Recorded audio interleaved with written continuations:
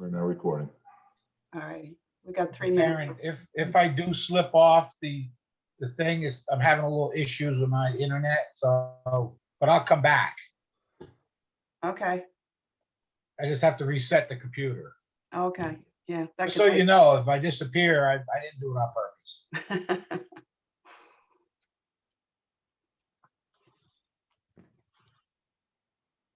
Okay, we've got a few minutes.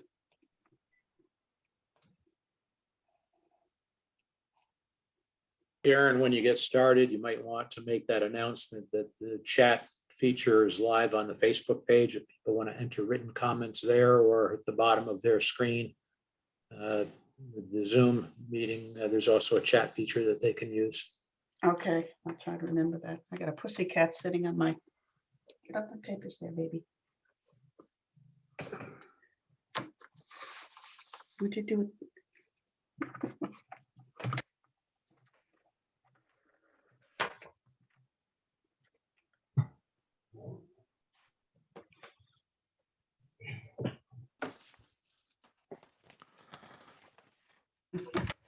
We've got a pussy cat distracting behind me.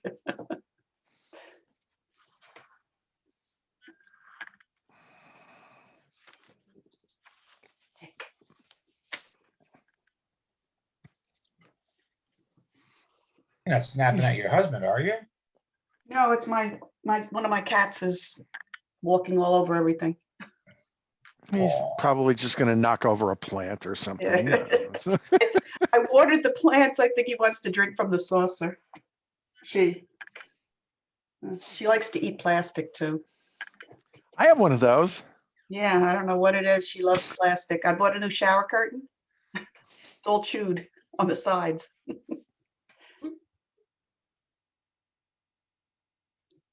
Very interesting creatures. Every one of them They is are. different. Yes, yep.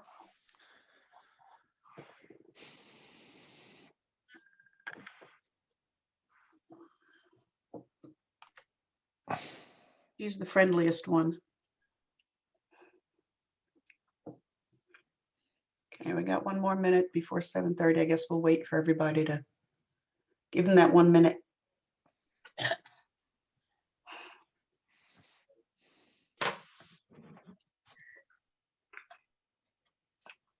Joe, you're doing the backlighting effect. I like it. I just have to move towards the screen. When I sit back, you can't see me. And you see the paperwork in front of you? Yeah, the light's good. I got the dryer next to me and it's running. So when that stops, I can open the door and get the rest of the light in here. Yeah, these We home weren't set offices up aren't built for for doing Zoom meetings when we're right, down exactly. here. All right, it's 7:30, so I guess we'll start. For those before I start the meeting, if you're listening, you can go on Facebook. You can do the chat feature on the bottom of the Zoom. Either way, I'd like to welcome you to the Village of Woodbury Zoning Board of Appeals meeting. We don't have a flag. Well, Joe, you have a flag. We'll rise and pledge to the flag.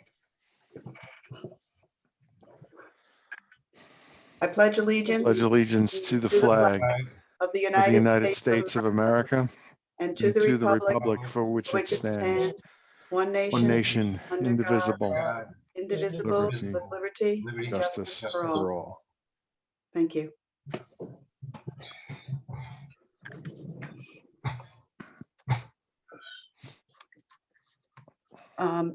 Welcome once again to the Village of Woodbury Zoning Board of Appeals meeting. We meet the second Wednesday of each month. Our next meeting will be May 12th, and we don't know if it will be virtual or in person, so you'll have to just keep an eye out. I'd like to introduce our board and important people. Our mayor, Tim Egan, is our technology wizard here who has set up the meeting for us. Our counsel is Mr. Robert Dickover. Our recording secretary is Jessica McLennan, and our board members are Mr. Kevin Abrams, Mr. Joseph DiVenuto, Mr. Andrew Zumas, Mr. Craig Brady, and myself, Karen Ungra. Let's see. let's go right to the agenda right now. We have no executive session. Has everyone read the minutes from March 10th? Yes. Do I have a motion to accept those minutes as written? Motion, Make that motion. Okay, do I have a second? Second. Okay, all in favor? Aye. All right. We can may probably raise our hands and say aye. That way Jess knows Aye. if we're all doing it. All right. We have no new business. Oh, we do have new business. Yes, we do. We have a letter from the Vite applicant. This is a letter from March 10th from Mr. Justin Kimple. Is the applicant here? I am here. I as see, the yep, I applicant. see you now.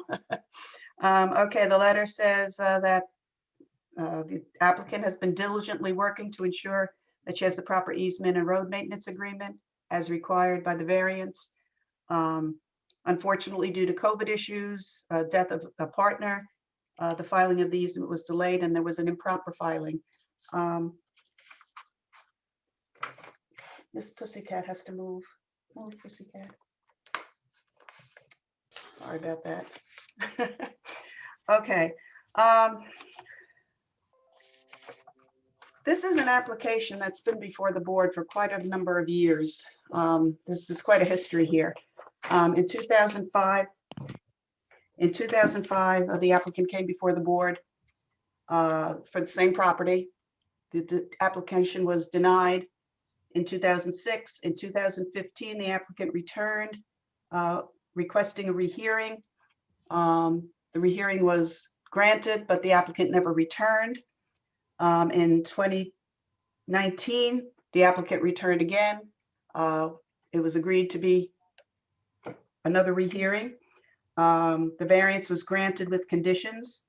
In June of 2020, they came before us again, and we granted a 90-day extension in July.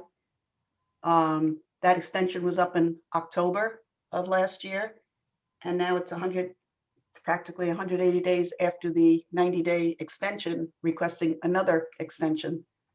I don't know what the pleasure of the board is, but If I may, I don't agree with the statement that the applicant has been diligently working, because this has been going on for quite a long time.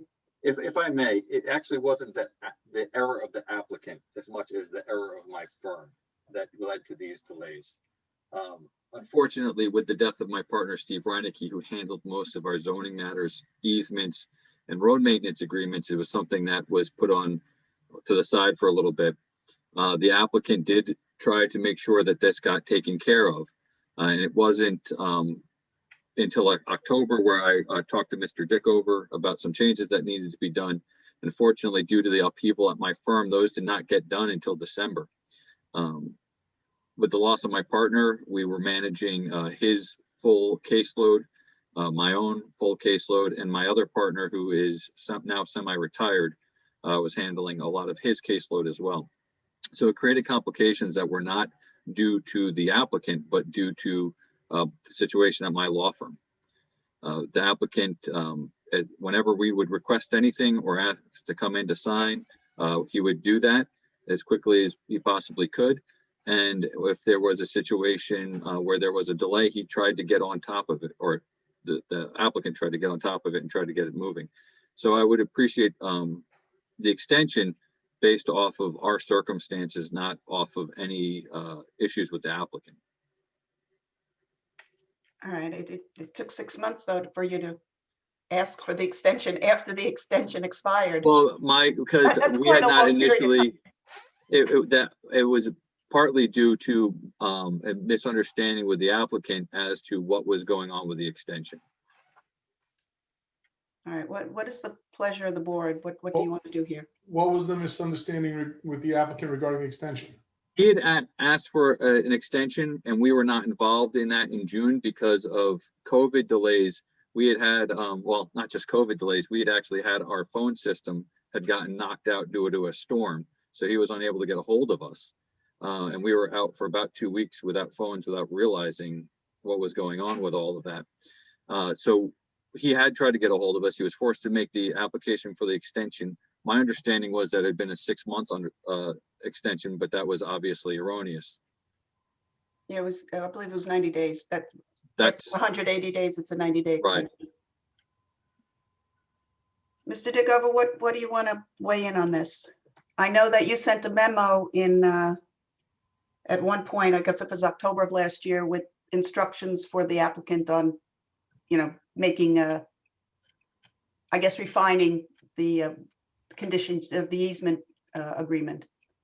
Yeah, I don't exactly remember the details of that conversation or email correspondence. The easement was sent to me for a review, and I know there were some either technical type issues in connection with it, and suggested that they make some changes. Right. So again, I don't remember precisely what those were, but they were more of a, Yeah, it was let's say a schedule. drafting issue with respect to the document rather than its It was just a content. Schedule A wasn't provided. The signature line should be added. Decide whether they want, someone to be prohibited or just the owners, anybody being prohibited from parking or obstructing the easement, and some kind of acknowledgement for the applicant's signature. And that Yeah. was October 1st of last year. And the other element of that was the requirement for there to be a road maintenance agreement. Right. Which is No, I'm something just, that had to be I'm just adjusted. referring to Yep. the letter that Absolutely. Mr. Dickover wrote. Yeah. That was one of the elements. So I'm really coming before the board pleading for this because it is not really the applicant's error. It is our firm that held up the matters. And we're just trying to make sure that he is able, or she, I'm sorry, in this case, is able to fulfill what they had come before the board with an application for. Mr. Brady, you have something you'd like to say? You're on mute. You're muted. You have to. I vaguely recall, I remember this application and the decision and everything else. The problem is I remember something else and I'm looking at it right now. Council, if you can refer to the Village of Woodbury Code, chapter 316-9, section E, under decisions, we amended the expiration of decisions in March of 2019, specifically to allow for a single 90-day period, but also to allow for 180 days for the initial decision, additional 180 days for a planning board approval if that was required. So my question to council is, are we able to extend this based on code?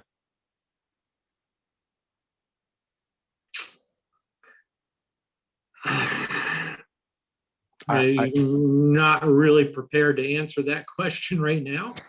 It's a good question. But I'd rather not answer it off the cuff. Understood? Yeah. I guess one of the questions is, do we have the authority to grant a second 90-day extension when we've granted the first? It says they're entitled to one 90-day extension. That's Do we have the authority to? But that was explicit wording. We went around on this, and I don't know if Joe remembers, Kevin, we went around on this many times because the original wording was 1 or 2, or we're going to go 3 extensions, how many? As needed, right. And we ended up with 1, as is currently in the code. So that's why I'm asking the question. Right. Yeah, While I am same question.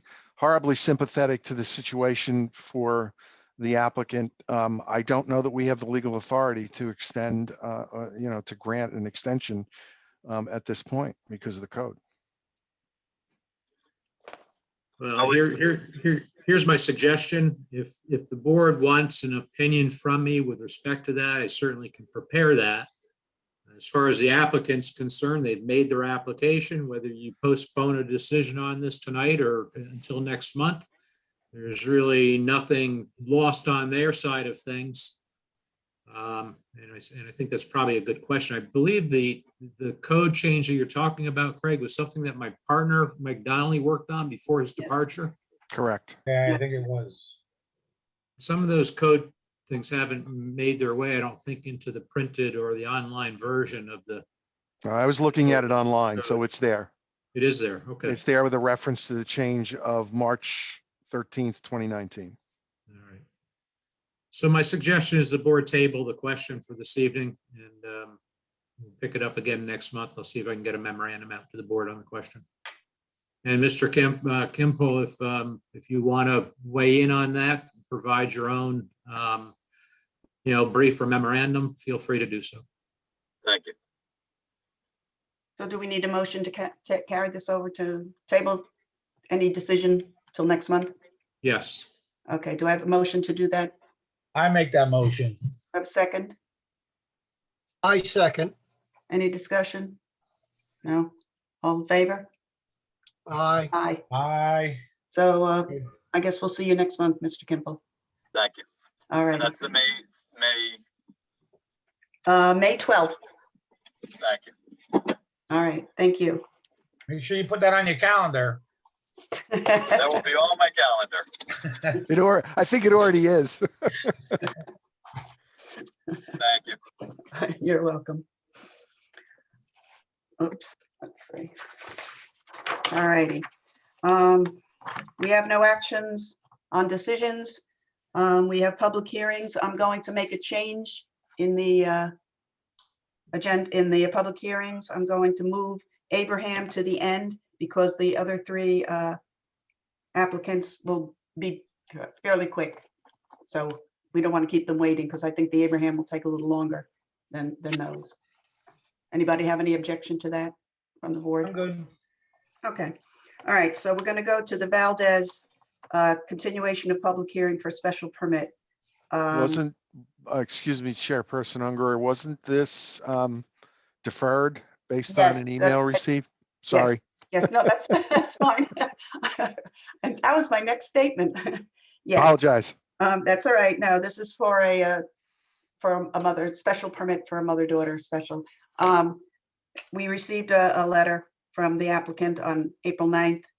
She would like to have this postponed. Do we want to table this each month or do we want to give a 60-day extension or what do we want to do here? What do you think, Mr. Dickover? I mean, she said that she couldn't find anyone to conduct a floor plan, but all we really needed, well, what we need, this was not an existing mother-daughter.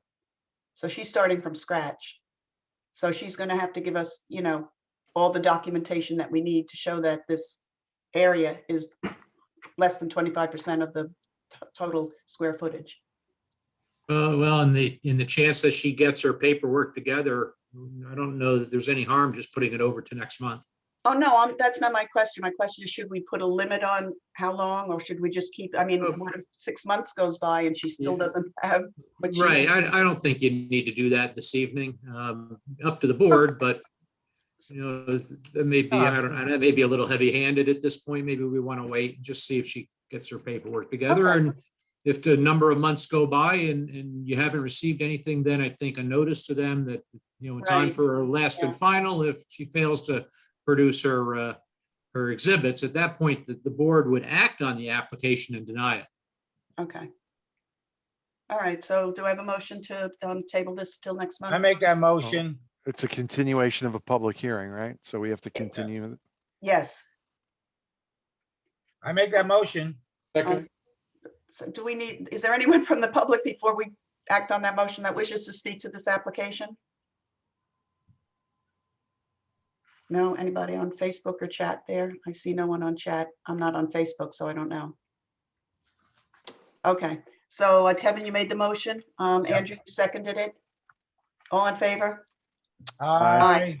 Okay, so Valdez will come back next month, hopefully with the proper documentation. Next on the agenda is Yitzhak Stein Ideal Design, continuation of a public hearing for an area variance based on a denial of a building permit by the code official to permit the expansion of a non-conforming seasonal dwelling. The proposed expansion of 87 square feet will exceed the maximum 10% square footage of the existing dwelling, which is 751 square feet, and pursuant to section 310-432.2, letter C of the Woodbury zoning code. Said property is located in the R2A zoning district at 31 Seven Springs Road, Carmel Park in Highland Mills, and is known on the Village of Woodbury tax maps as section 216, block 5, lot 1.1. Is the applicant present? No? There's a Um, message. That's JJ. J- Is that JJ?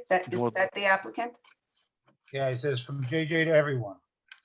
Okay, Ms. JJ, you need to, I am for Stein. oh, okay, so, But he you're, is, right, he is not connected to audio at this point. That's He going to is be difficult. unmuted. He can speak. Ah, okay. Hello, I'm here. Hello, JJ. okay. Yeah, hi. Sorry, I don't have my video on, but I'm here. No That's worries. okay. So, you are representing Stein for this application, correct?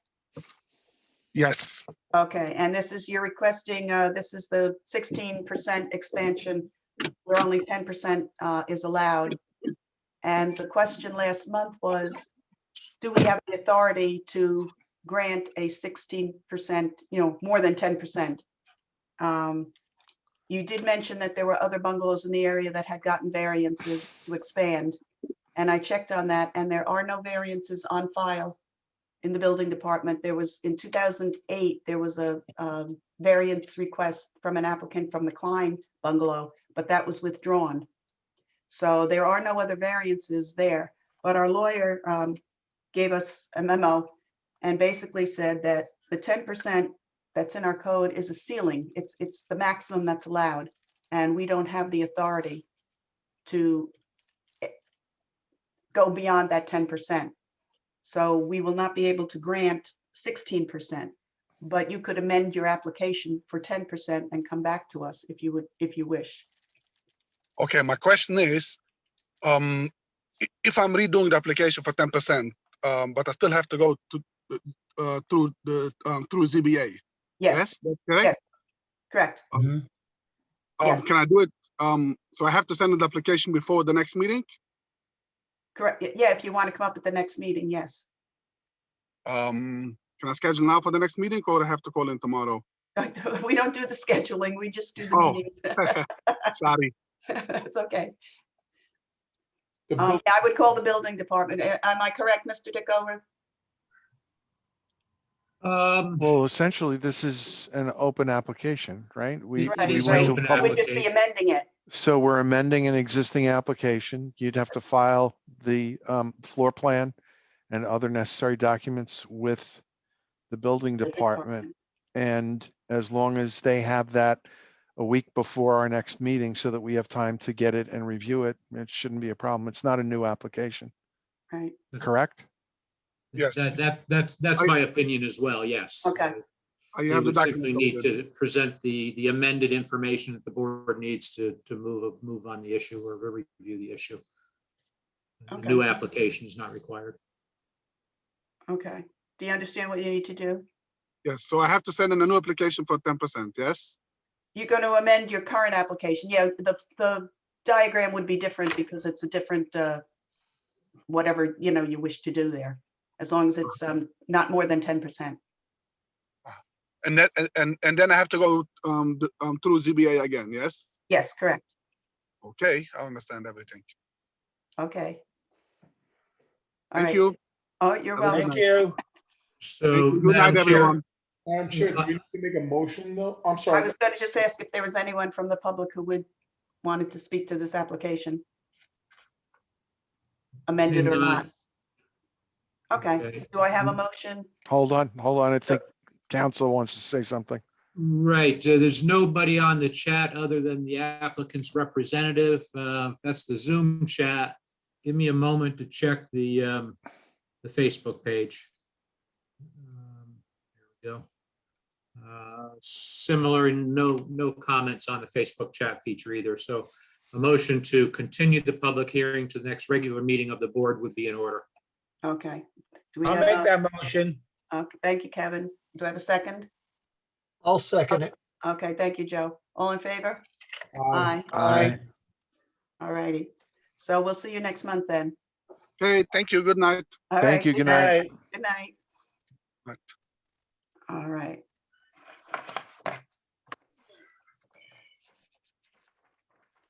Next application is Ross, public hearing for a special permit to permit a second dwelling used for a family member, Martina Espana, pursuant to section 310-35 of the Village Code.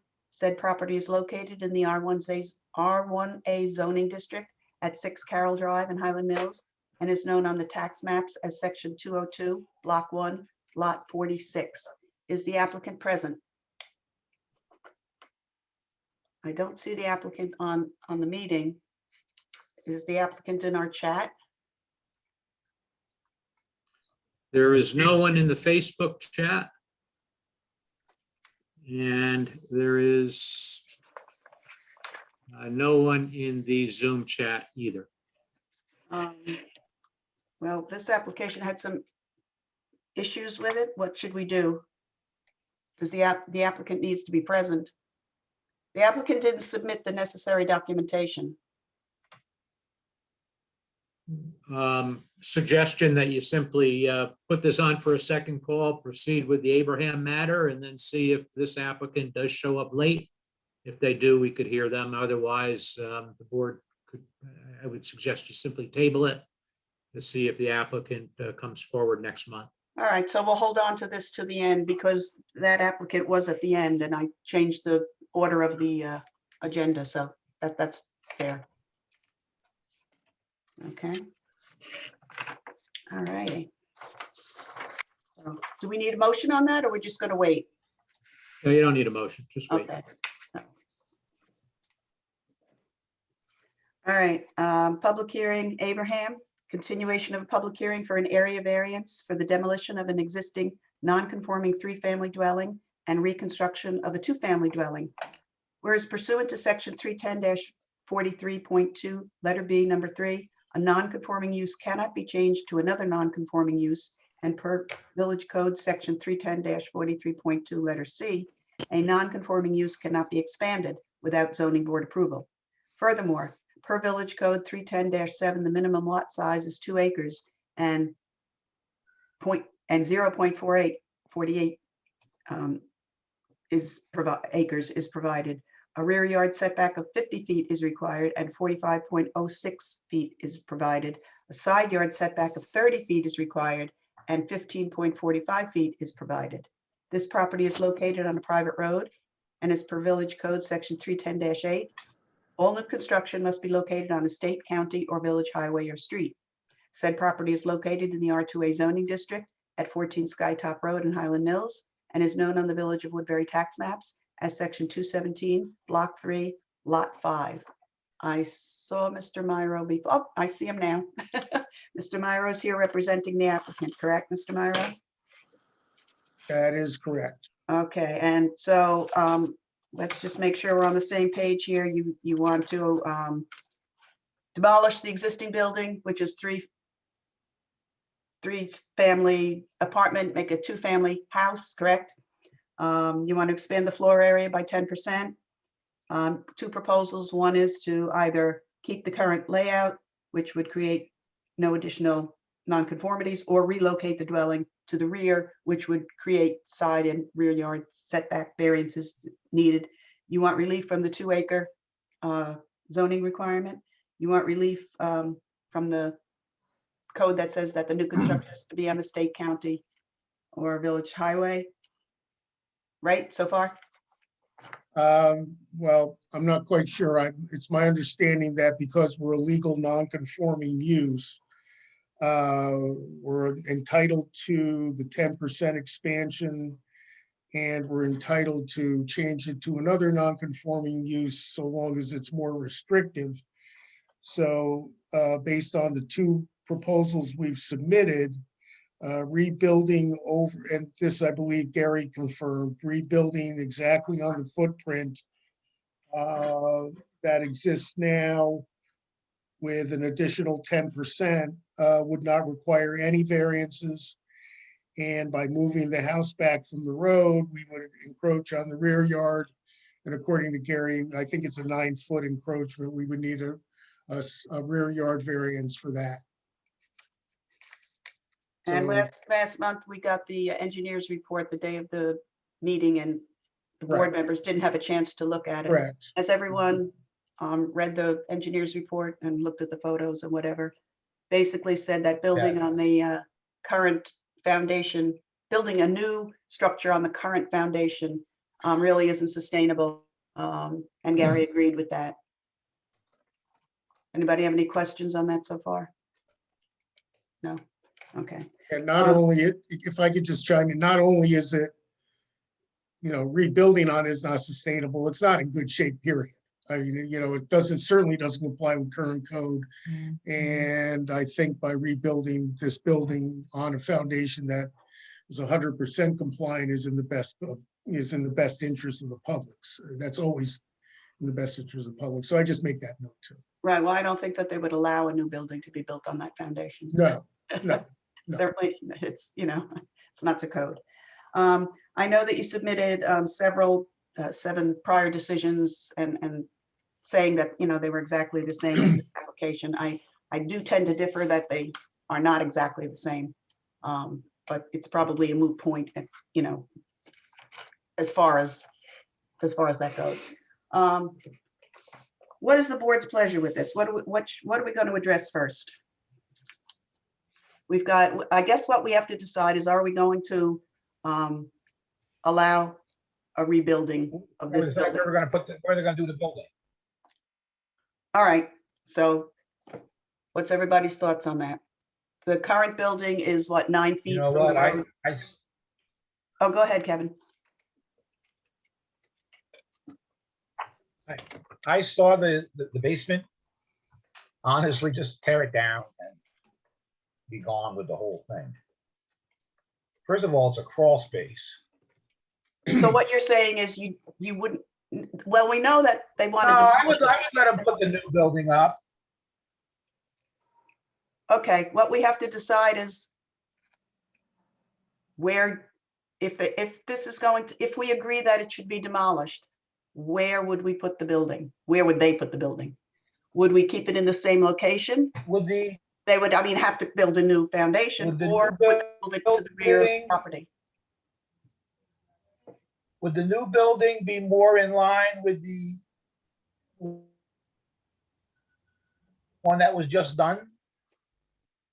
In line physically, you mean, or? I don't know what He you mean. means what it looks. Yeah, is one gonna be 150 feet off the road and the other one's gonna be 10, or are No, they both gonna be about the No. But it's same my distance from the road?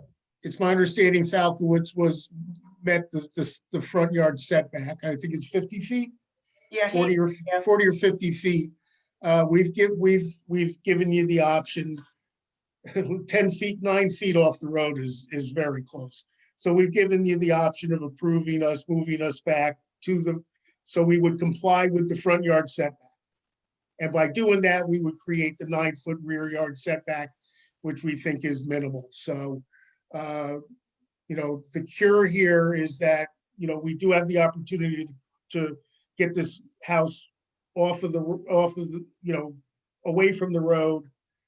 And we also are, obviously, we're reducing the intensity of the use from 3 families to 2 families. Last month, we discussed the septic system, and it was brought up that it was possibly in the road. Do you know if that's a fact? I don't. But Because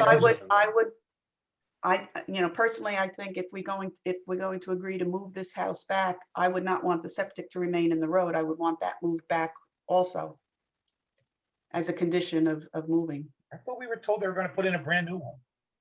I thought they said they put in a new brand new. They had all, spent quite a bit of money upgrading the septic. That is my recollection as well. If I may, Madam Chairperson. Yes, go ahead, Joe. The tank is up by the road. I believe the system is back towards the back part of the side of the house. That's the way it is on the blueprint. I guess the tank could be moved without that much problem, but I do have a question about that for Mr. Myro, is that if that is indeed, since they don't have it drawn in, they just kind of word that the septic system is in this particular spot, the back left corner of the house facing the house. if we move it back, does that mess up the leach fields that are back there and they'd have to redo that? I'm just curious about that. Well, I don't have specific information about that, but I can tell you that if we're gonna demolish this house and bring new plans to Gary, we're gonna have to comply with whatever he's gonna require to meet code, health department requirements for the septic field. We can't move the house or expand it and encroach on the septic if it's gonna violate, the health department rules and regulations for our septic design. So I don't have the specific information because I wasn't aware, well, at least don't recall the issue, but I can tell you that I can't imagine Gary's going to, I don't think he can issue a permit for the reconstruction here unless we've given him a satisfactory septic design, which is, a proper leach field with proper separations, septic tank on the property in an appropriate place. I haven't had the conversation with my client, but I can I'm pretty comfortable in assuring you that whatever application is put in for a building permit, which is going to include architectural plans and a plot plan, will include detailed, appropriate, complying septic field and design and tank. Madam Chair, just on this point, if you let me chime in here for a second, this board doesn't have jurisdiction to grant variances with respect to septics and separation distances. That's an issue wholly in the purview of at first blush, the building inspector, and secondly, county health department. So what Mr. Myro said is correct. If the board decides that you're going to allow the house to be relocated to the rear of the property, the septic systems would have to be compliant. This house is currently not condemned, correct? This is a Correct. People are living there. Yeah. perfectly functioning home on a perfectly, while old, functioning foundation. Is that correct? Basically, yes. No, well, listen, I mean, the fact that the building stands and can be occupied doesn't mean that the foundation is in good shape or something you would generally want to be occupied over a long period of time. Correct, but it's not currently condemned, correct? That's correct. Right. There were a few in the decisions that Mr. Myro gave us. There were a couple where the buildings had been, deemed unsafe and they had to be torn down. And my understanding was the one next door was in fact condemned. It It was- was not. I'm not sure No. if it was condemned, no, No, but it was it in was very not. poor shape. it was exactly the same situation as this one. The only difference with 12 Skytop was that it was not occupied at the time. It wasn't quite a state of disrepair. I mean, everything was crumbling. Indeed it was, but the single salient fact is it was not occupied, whereas this one is, but I'm not sure how that enters into the discussion. I don't know that it does. Does it, Mr. Dicko? I think it's a factor to be thought about and considered.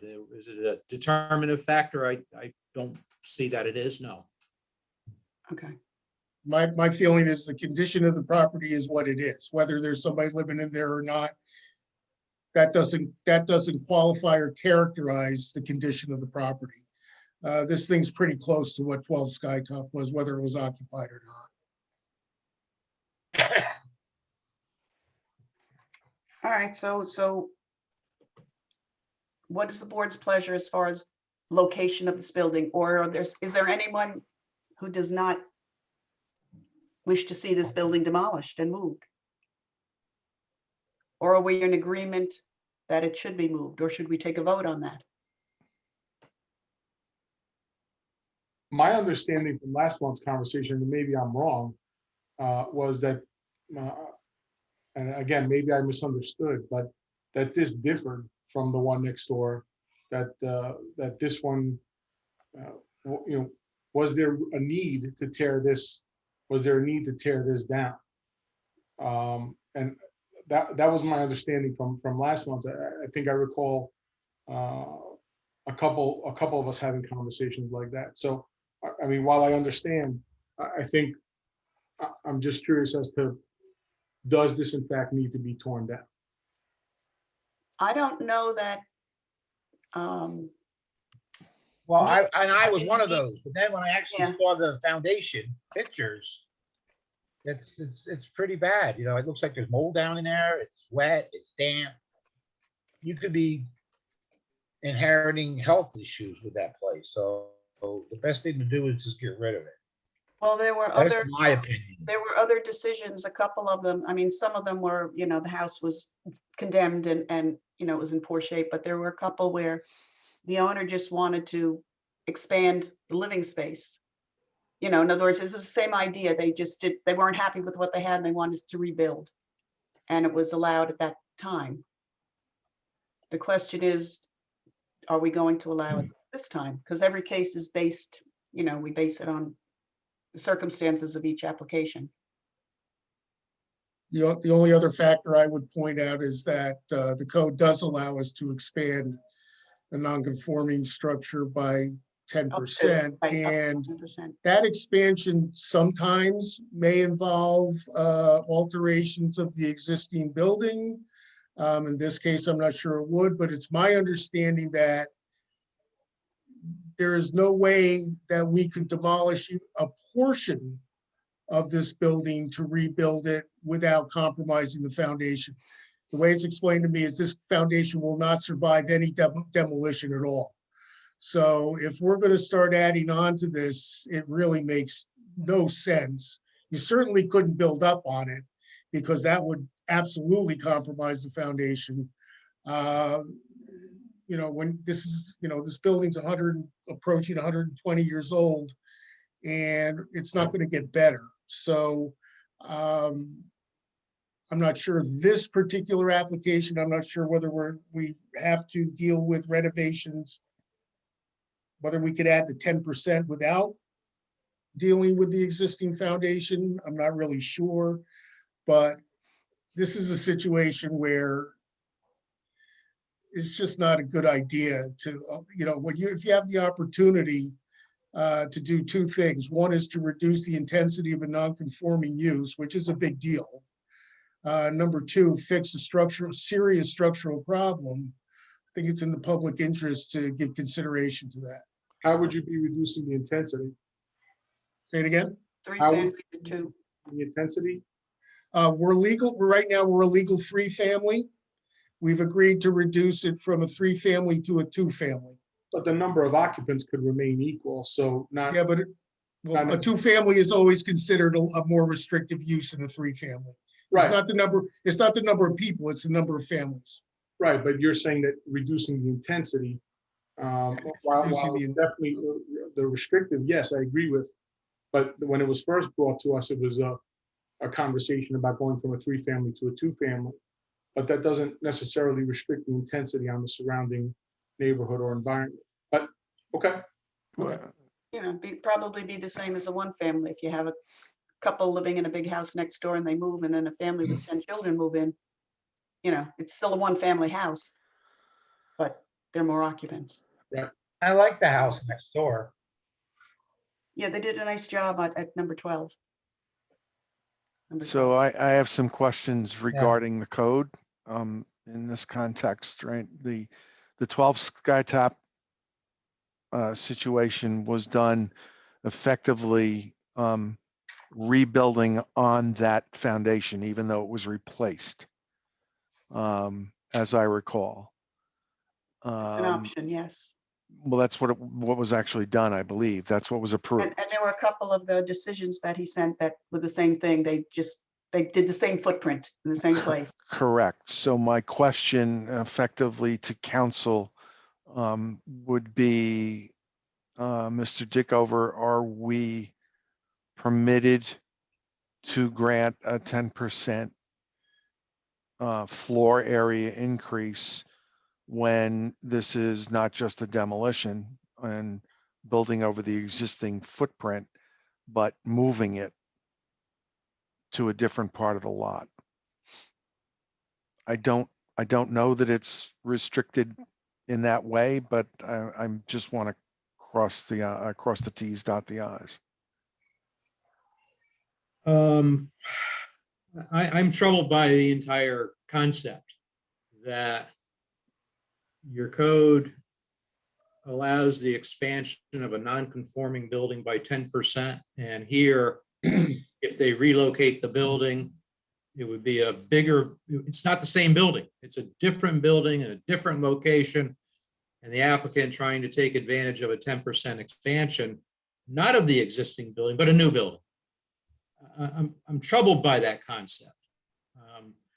On the other hand, it appears at first blush to be a good idea to take this building and put it at the rear of the premises, because you solve a number of existing area encroachments. You get the tank out of the road, or its close proximity to the road. The house gets moved back, but non-conforming uses are supposed to be grandfathered, or they're supposed to be amortized and eventually to disappear. Here we're taking a non-conforming use, a 3-family, expanding the size of it and allowing it to continue when what's supposed to happen in the theory and in modern theory of zoning is that non-conforming uses eventually amortize out and start to disappear. The applicant here could easily knock this building down and build a conforming building with the zoning code. So when you ask me the question, can you allow a 10% expansion of a new building? I'm troubled by the concept. I think I'm asking essentially the question that's troubling me as well, because effectively in the context, there would be no need really for a variance, because this could have gone to the building department for a demolition and plans submitted for a new 1-family zoning appropriate building, and maybe there would have been some side area variance, setback issues, but wouldn't really have been under discussion in this context. I share your concern that in this context, moving the building and allowing a quote unquote less intense, but still Non-conforming and larger. non-conforming use is not what we should be considering. Can I weigh in? Yes, definitely. All right, so I point to a couple of things I'd like to say. Number one, legal non-conforming uses don't necessarily self-amortize. Legal non-conforming uses are allowed to exist forever, so long as they are not abandoned, discontinued. So they don't self-amortize. There's amortization provisions in codes, which are specific, but as a general rule, legal non-conforming uses can exist forever. Your code, with respect to those uses, allows 2 things. One, it allows a person to change one non-conforming use to a more restrictive non-conforming use. That's expressly stated in your code. The other thing that's expressly stated in your code is that a legal non-conforming use may be expanded by 10% of the floor area. So there's not specific language in your code about moving it, except I would point to you, I would like to point out that 310-43.2 C, this is the provision allowing for expansion. The zoning, notwithstanding any other provision herein, the board may issue a permit for the expansion of a non-conforming use of a building by up to 10% of the floor area. And this is the key language, I think, that hopefully helps you here, provided it finds that, number one, said expansion of the use is not detrimental to surrounding properties or to the health, safety, and general welfare of the immediate neighborhood. That to me is significant, because I think that gives you authority to take into consideration what exactly is going to happen here. Listen, we automatically get the 10%. What is the best thing for the immediate neighborhood? in doing that. And in this case, as Mr. Dickover, I think correctly pointed out, it would be a good thing to get this thing away from the road. So, if there clearly was an error, to correct something that's an obvious, obviously what would be considered a flaw, a zoning flaw today, I think you have the authority to take into consideration the general health, safety, and welfare of the community. And by moving the house back, I think that would be consistent with that statement. We've given you alternatives. We'll build it right over the top of the existing foundation. I mean, that to me, we're pretty much consistent with exactly what happened with Falkowitz. But Correct. it's not that, to me, and I think everybody's struggling here, including Mr. Brady here, is that it probably would be a good idea to move it. So, but can we accomplish that legally? I recognize that. I think there's some authority here. I think you always have the right to take into the public health, safety, and welfare of the community, but it's expressly provided here. And I think that, it does give you some leeway to consider the relocation. Mr. Dickover, Mr. Myro just said that the. But Karen, I'm sorry. What was that? Oh, I thought somebody, Mr. Myro. I was gonna say something. Oh, okay, go ahead. I thought in the rules that once it was taken down, the non-conforming use disappears. The precedent we Did you hear set that forth somewhere is the down the argument road against a while that. ago? Yes. So technically, You if want they the- took the house down, then the non-conforming use ends. Well, that happens with all the decisions we've done like that. But that's why they come before the board, to keep that No, I was non-conforming just- use. I mean, we have the authority or no authority, depending on what it is. Mr. Myro said that that 10% is automatic, but it's not automatic. You wouldn't have to come before the zoning board if it was Not automatic. automatic. In other words, we could say, I mean, correct me if I'm wrong, this is the way I'm thinking. Let's say we say, okay, we could move this building to the rear of the property, but we're not going to allow the 10% because the lot size is too small and it would create more variances in the rear and side. I'm playing devil's advocate here. Is that something we could do? Mr. Dickover? Well, if I could qualify, listen, I agree, it's not automatic because we do have to qualify for your special, it's by special permit. And the criteria is there. You have authority to make findings with respect to the criteria, whether if you find it is detrimental, you can back it up with facts that it's going to affect the health, safety, or welfare of the neighborhood. You could say no, you could deny it. Right. Well, the zoning board, our job is to basically grant the least variance that's needed. Is the 10% necessary? I don't know. This isn't a variance request. This is a request for a special permit. Okay. Karen, I have a question for ahead, Joe. Mr. Myro and Mr. Dickover. 31043.2, that's non-conforming uses, letter B. To go to moving the building is what I'm referencing here.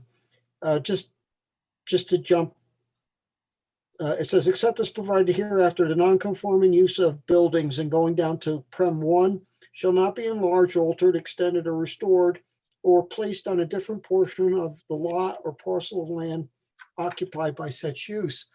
It seems to me that you're not allowed to move the building according to the use of the building, which differs a little bit from what's the C section of this C part of the same section was saying in the expansion of the non-conforming use. So it would seem to me that they're saying that you can't move the building and continue the use. Yeah, the only reading- exception being C, right, in section C allows for the 10% floor area. Yeah, but that doesn't say anything about moving the building. Mr. Mayor. Correct. I'm agreeing with you. I'm basically saying Yeah. the exception, except as provided in subsection C, and what C allows you is the 10% floor area increase. But it does not, basically, it removes the special use permit that was grandfathered in July 11th, 1990. If you attempt to move it, you're not allowed to. That's how I'm reading it. Again, I think we need counsel to look at this in that context. And again, I am sympathetic to the context here that moving it probably makes the most sense. However, I don't see how we're allowed to move it and maintain legally within the constraints of the code, the special use consideration. I just don't see it. But I'm not a lawyer and I didn't stay at a Holiday Inn Express last night, so I'll admit that. I had that same You question. know, I do agree with Craig. Yeah, let me chime in here for a second, He's got a because very good point. your records are now replete with opinions from my predecessor in this position, Mike Donnelly, and now even from myself, opining on the board's, the legality under the statute of allowing the buildings to be raised and then reconstructed in a non-conforming manner. Our opinion has been rather consistent that it's not allowed. There's no provision for it, but the board has, by prior decisions, allowed that sort of thing. So, I think what happens here is this application any different than the others? And I think it is, in the respect that the applicant's asking to put the building in a different place on the property. Now it's not the building any longer. It's a brand new building. They're seeking to expand the size of that building using an old building that they're going to tear down and say it was X square feet. We want to add 10% to the old. It's not the same building any longer. And the whole idea is pretty troublesome. Yeah, I agree. I'm looking back on the decisions, like the first one, on the top of the pile, Sarah Brown. There was a decision for her to demolish and whatever, but it found the foundation wasn't right. And so she was rebuilding it, but it had the same set. It was basically the same footprint. It was, we've got, there's 7 of them here. We've got one that was, building was deemed unsafe. There was a fire, small lot fire, setbacks and lot size, private road. I think if we look back on these things and we say, did we make a mistake? Did the board, whatever board was making these decisions, did they make an error? I mean, do we keep making the same mistake because it's a precedent? I don't think so. I think if we have extenuating circumstances or we find facts that don't match up, and we could support a decision that doesn't make this, make the same incorrect decision that we made before, we could do that. Can I weigh I in? think we have a dilemma here. Well, I don't think I that think the- 12 and 14 are exactly the same. Because 12 was, that house was uninhabitable. This house is habitable right now. Yeah, but that one was number 12, So it's built on not the the same same. place. It wasn't moved. I don't know Right. that and the it's not habitability of the same building, Situation. I don't know that the habitability I of don't the think building that- plays into this discussion really at all. No, A homeowner should have the right in the context to be able to make appropriate changes within the code to their property, right? In this case, if the applicant were simply coming before us with the same context as 12, I don't think we would be having this struggle, right? Because it would be on the existing footprint, all right? And it would simply be the 10% floor area, and it would be, It'd be pretty straightforward, right? I don't know if everyone agrees with that, but Right. that's kind of the way that I see it, kind of cutting to the chase. The difficulty here is the request to move it. And that's where I'm with Mr. Dickover. I don't believe we have the legal authority to continue a non-conforming use in that context by code. Well, go ahead, Andrew. So if we withdraw if we withdraw the one plan and just rebuild it over the existing foundation, we're good? Over the existing foundation, you mean the same footprint or Same the? footprint with the 10% expansion. Counselor, when you were Well- talking about non-conforming before, you made reference to moving the building. What is your opinion in regards to tearing down and building over the same footprint? Does the non-conforming go away when we tear down that building? What is the legally? You gave us an opinion on what happens if you tear it down and move it. Right now, it's something new. What is your legal opinion on? All right. So, yeah. So the first thing, Mr. DiVenuto properly brought us to 310-43.2, and that section applies to non-conforming uses. In our particular case, we have two things. One, we have a non-conforming building and we have a non-conforming use. Non-conforming building means we don't meet the proper setbacks. We clearly don't meet the front yard setback. So we do have a legal non-conforming building. We also have a legal non-conforming use.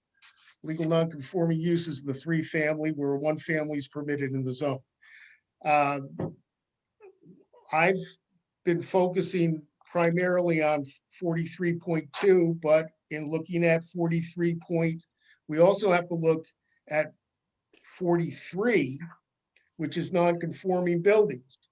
And if you go to 310-43B1, it says such non-conforming buildings may be remodeled or reconstructed, provided that any action does not create any new compliance or increase the degree of non-compliance in accordance with the permitted bulk table.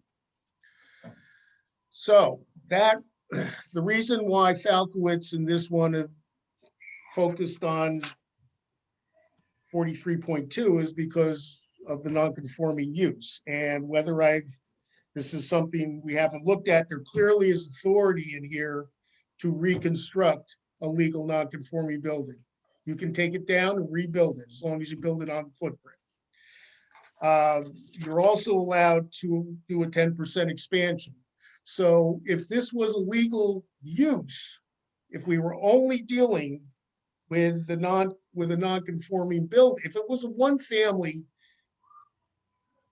we would clearly have the right to rebuild the house, and we would have the right to present our case to you for a special permit for the 10% expansion. The complicating factor is the illegal use.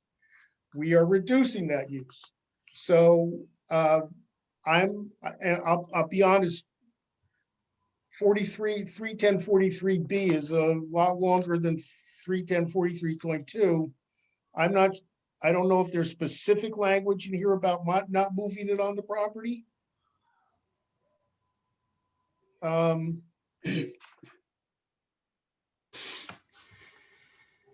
Because, the significant thing here is that we're dealing with the building itself when you're talking about whether we're going to move it or whether we're going to expand it.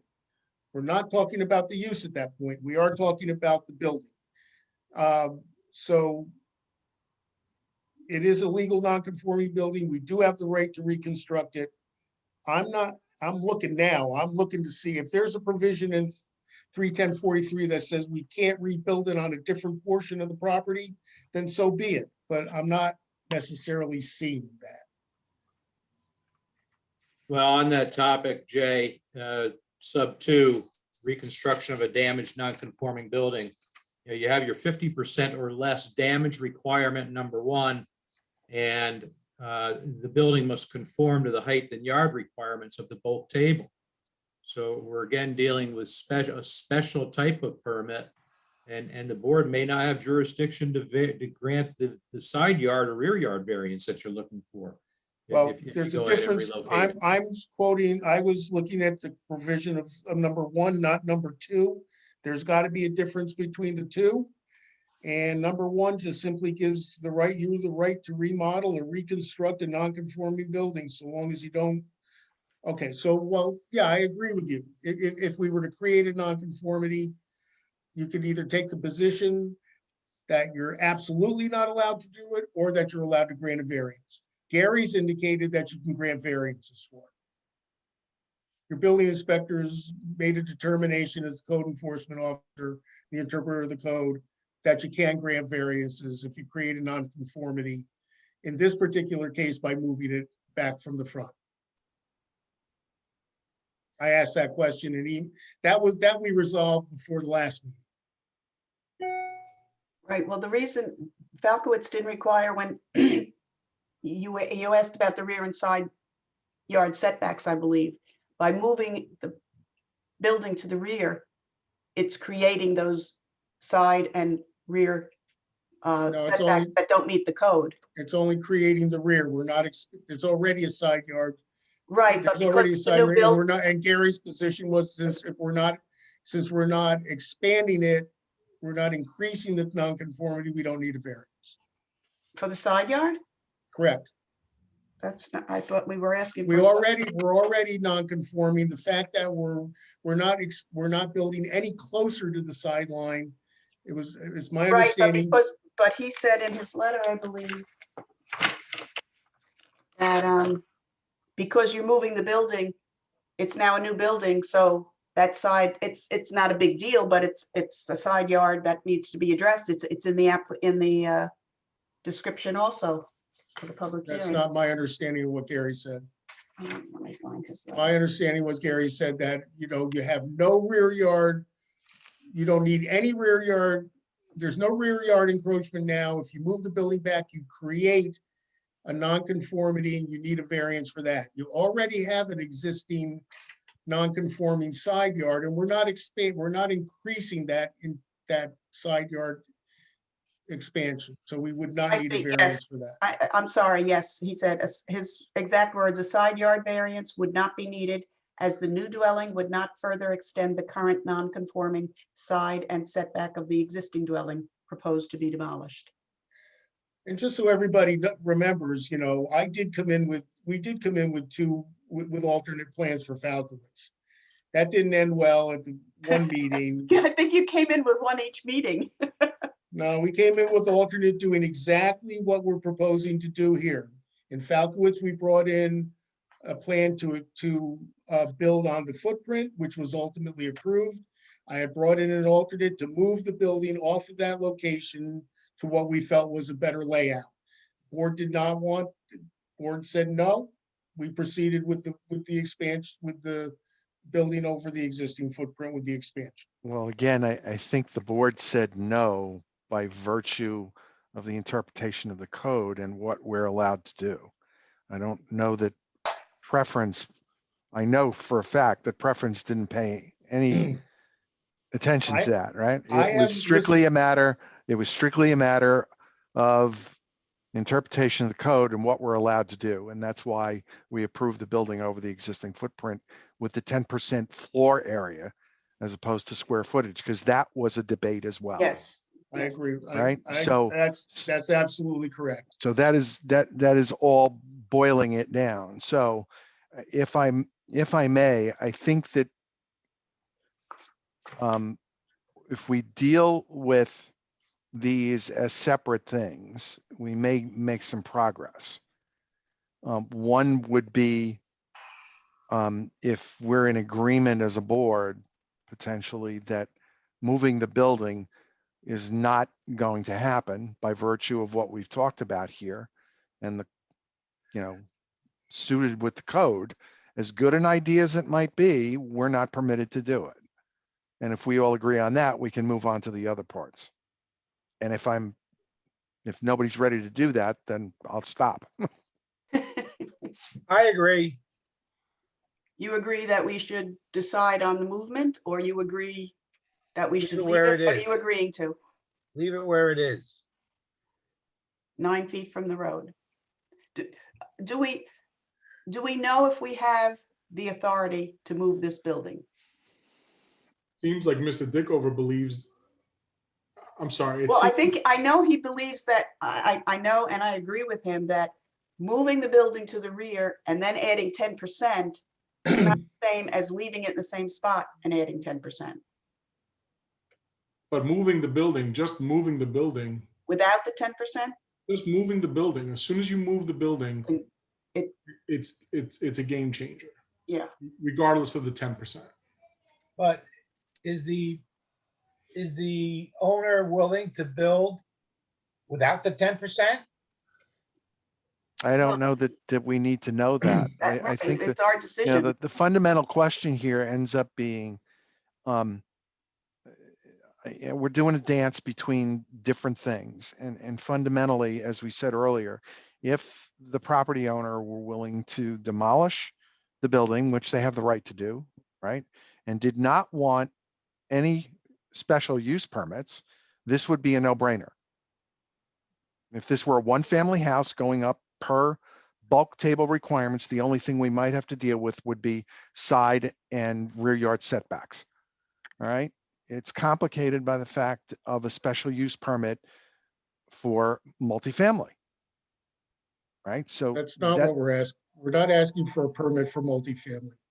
you're, We're asking for a you are permit to in effect, expand the footprint, the floor area by 10%. but you're in effect asking to demolish a building and move it and maintain a special use, which is not allowed by code. Listen, we are perfectly happy to take that plan off the table. If you want, we have no problem with this board approving the building, exactly the same as we did on Falkowitz. We'll demolish it, we'll build it exactly over the footprint of the existing building.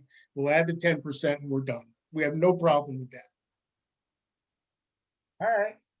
So we've established that maybe we don't have the ability to move the building legally. We're not going to move the building. Okay, Well, we didn't decide that We're yet. we're happy, No, he we're just okay said- with that. He just So- said you're okay with it. We're So okay with it. We don't Andrew, need- we're Andrew, okay with it.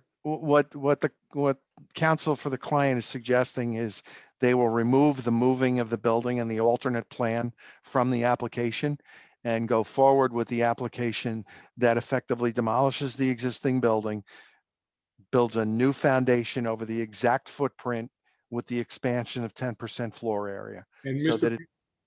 that this essentially becomes an identical application to 12 Skytop that was next door. But like Mrs. Unger said, just because this board made mistakes in the past, do we legally have the right? do So that the context, I think, might have been to other applications. I won't speak for you, Karen, but the context you might have been referring to would have been other applications. In the context that we have here, I believe the answer would be yes, because per the code, we determined that we were able to grant that type of context, right? That we were allowed to do that. And council at the time agreed with us. Okay. Mr. Dickover, do you agree that we have the ability to tear down a non-conforming building and rebuild it over the same footprint and have it continue in the same use? Well, it'll be as 2-family rather than 3-family. But still, It's still non-conforming. I have considerable difficulty reading your code to allow that. However, the board has done that in the past.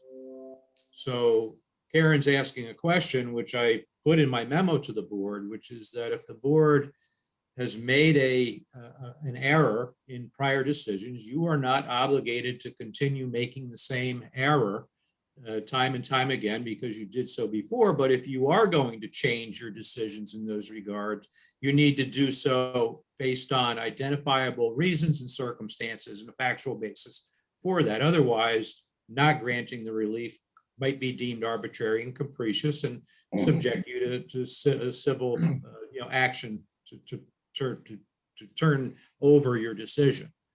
And I suppose one of the things I might say is if the board is going to perhaps, again, I don't make your decisions for you, you know that obviously, but if you are perhaps thinking about granting the relief to tear down and rebuild in the existing footprint, and you're of the mind that maybe it's better doing it someplace else on the property, then the question becomes, and I think it's a legitimate request, should you decide to ask me to do it, is can we find any language in the code that would support that? And I really haven't drilled down into the code to see if there's any way at all to substantiate that kind of a decision. Right. So, But I think we all kind of agree that it's better in the back than it is in the front if there's going to be a house there that's non-compliant. right, so And Mr. when I was talking about, let me just finish the thought here. You know, I mentioned amortization of non-conforming uses, and Jay points out that the code allows them to continue. And the answer is yes. But when a house becomes so dilapidated that it's falling down and it's going to be raised one way or the other, that's amortization. And under conventional land use theory and zoning, that's what triggers the loss of the non-conforming and we require a landowner to build a compliant building.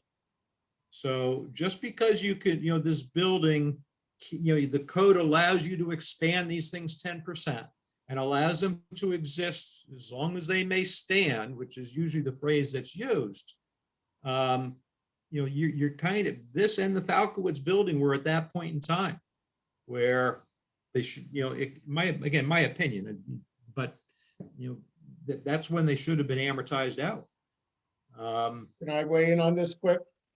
I would agree with Mr. Dickover if there wasn't a specific provision in your code that allows you to reconstruct non-conforming buildings. Mr. If they're damaged less than 50%. No, that's not what subsection 1 says. Subsection 1 says such non-conforming made buildings may be remodeled or reconstructed, period. Well, there's more, but it says they may be remodeled or reconstructed. Section 2 applies to damages. I don't know why there's 2 sections, but there are.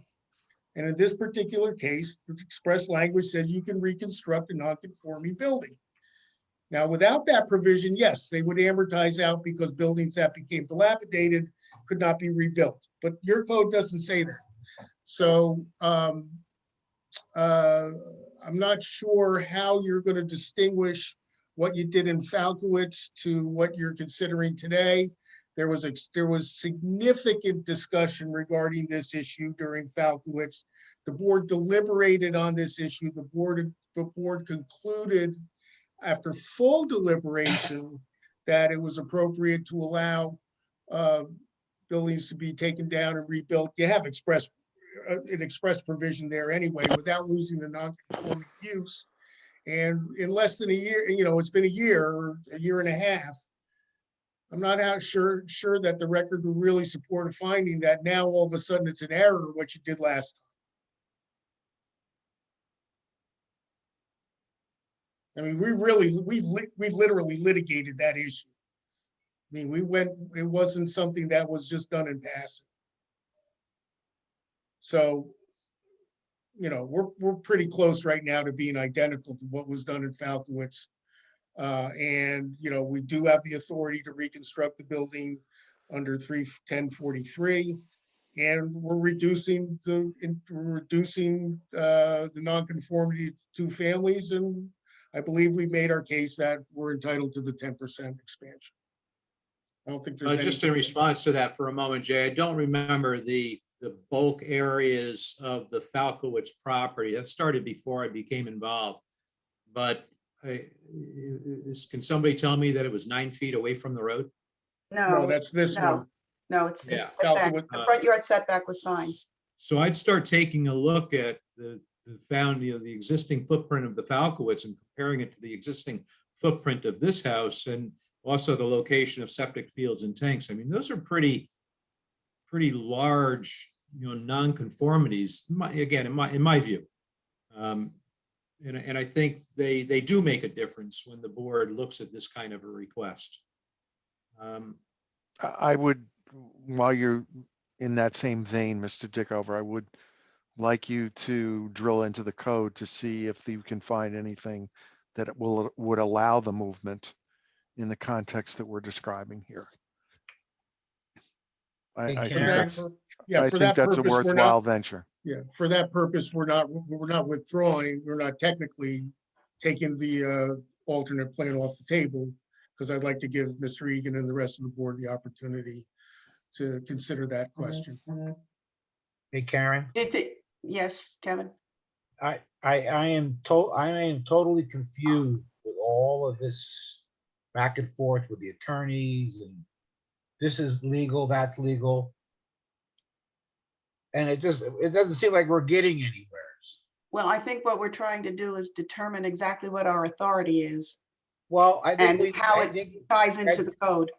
I know, but I think we should let our attorney isn't aware of all of that. He wanted to look into it. Why don't we give him a chance to dig into it, send us a memo, what we can and can't do. And then at the next meeting, we can we can go forward. You know, this attorney's interpreting this line this way, this attorney's interpreting it that way. I think we need something in writing from each attorney. Here's why we should give it to them. And here's the law. And go from there. I'm totally confused with all this. So do you want to make a motion that we, Well, I don't know what the other members feel. I mean, that's just me. Is the board mainly concerned seeking an adjournment to determine whether or not you can consider the two alternatives? Or anything. So one of the things that Mr. Well- Dickover said was, since both of these things, and my understanding was, in his opinion, whether you're building it over new or whether you're moving the building, our code does not allow for either of these things. So, but what, No. Sorry. If you raise the building, if the building is voluntarily raised, right, yeah, I'm troubled finding the ability to rebuild that in any non-conforming standard, although there's language, if there's 50% damage or less, you can then rebuild and you'll have those types of things going on. But here it's a voluntary tearing down on the theory that the building isn't structurally sound any longer. And in my view, that's what triggers, the time to build a compliant building. But that's what I want our attorney to tell us. This is the law. This is how it's interpreted. and if that is You our know- understanding, then that, Each attorney is going to interpret it, not the same. Well, unfortunately, that is the nature of this type of a beast. Oh, I Reasonable know. attorneys, and Mr. Myro is a reasonable attorney, will I know. can have varying views on these things. That, I don't disagree with that, except that the only thing I'm really struggling with here is that we just did this with 12 Skytop. The two And of them this are is not as the close, same. this is as close to identical as you can get. No, I don't think so. That's my own opinion. Is that because you think the two buildings were in different condition? They were definitely in different condition. Oh, well, that's not That's not really necessarily mitigating. determination as to whether you can grant the variant, the permit or. And it was 50 feet off the road. It wasn't 9 feet off the road. So putting another house on that spot, but they're totally different circumstances, these two houses. now I hear what you're saying, Kevin, because if they build this in the same location, it's 9 feet from the road. 9 feet from the road. Now this road. And is larger. And And larger by larger, right, 10%. yeah, Well, right. the 10% Probably could be in out the the back. rear, That yeah. wouldn't impact you in any So- way, shape or form. But let's also look at the fact that this is a private road. Can we make that private road part of the yard? No, I don't think so. No. All I'm saying is that, there are so many factors that play into this that I really think that we should essentially defer this to the next meeting. And I'm encouraging Mr. Myro not to take that second plan off at this time so that we can have Mr. Dickover look and find anything that allows us to make any decision that seems possible, because we may not have exhausted the possibilities here. I think we agree. all, We're in agreement, I mean, we're in I agreement with I that. think, we all agree that getting it more than 9 feet off the road is better, but are we allowed to make that determination? That's the fundamental question that I have. And from my looking at the code, and again, I'm not a lawyer, I don't see it, but doesn't mean that there isn't something there that would allow it. So I'll make the motion that we defer this to the next meeting, tentatively scheduled for May 12th. And in the meantime, request Mr. Dickover and certainly Mr. Meyer, I'm sure you'll be supplying your opinions as well, but research the code and let's see what we can come up with. So that's a motion. I would second that. Second Craig's motion. Before you move on that, Madam Chair, just let the record reflect that there's no members of the public in the Zoom chat feature. And with respect to the Facebook page, if you give me a moment, there is some comment there. So perhaps, this is there's a public hearing that's been opened on this. So we have members of the public that are putting in comments here. Perhaps you should reopen the public hearing to hear these comments on the chat feature on Facebook.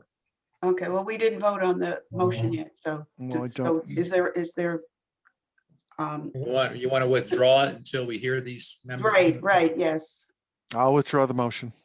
okay. So on the Facebook chat, there's an Aaron Lefton who leaves a comment deferred. I'm not sure what that means. There's a Kira. Are the residents of the building the ones seeking the demolition? And the No. answer to that question is no. It's the owner of the property seeking the demolition. Kira then says non-conforming to conforming is the way to go. I'll read that again. Non-conforming to conforming is the way to go. Another same person, moving the building is new construction. Same person. Expansion, 10% of the building is not more restrictive, in my opinion. Same person. Karen, I agree that if mistakes were made in the past, they should not be repeated. And then a last comment, same person. Kira Herbert is my full name. That appears to be the extent of any written comments on the Facebook chat feature with respect to this matter. Perhaps a motion to continue the public hearing to the next meeting of the board. And then the motion that Mr. Brady put forth a moment ago with respect to researching the code to see if there's any support there for the prospect of moving the building. I'll make a motion to keep the public hearing open until the next meeting. Have a second on that? Second. Second Andrew's motion. Okay, all in favor? Aye. Aye. And Craig, you want to remake your motion on Well, having, do we need a motion there, Mr. Dickover, or just a request to you to? A request is fine. I don't know that it requires a formal. Yeah, I don't think it requires a motion either. So if you can do said research and get back to us, I think that's useful. And Jay, please, if you want to engage in that exercise, please feel free to share your comments with me. Will do. Jay's shy. I don't know that he'll take you up on that. Yeah. Jeez, I don't know. Yeah, talking to Rob is like, it's okay. all right, Fair so enough. we'll see you next month. Hey, And hopefully we'll everyone. have more information and we'll be. Thanks able for your to- courtesies. Have a good month. Thank you, you as See you well. then. Okay, take care. Thank you. Has the Ross applicant returned?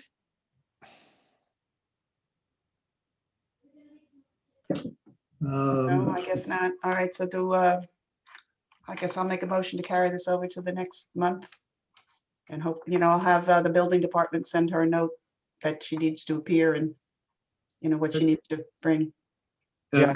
Karen, before you leave, there's an Al Deutsch that's in the participant or in the waiting room. Perhaps he's here on that application. Oh, yeah, okay. L. Deutsch, are you here to speak to the Ross application? And he's muted. Yeah, I know.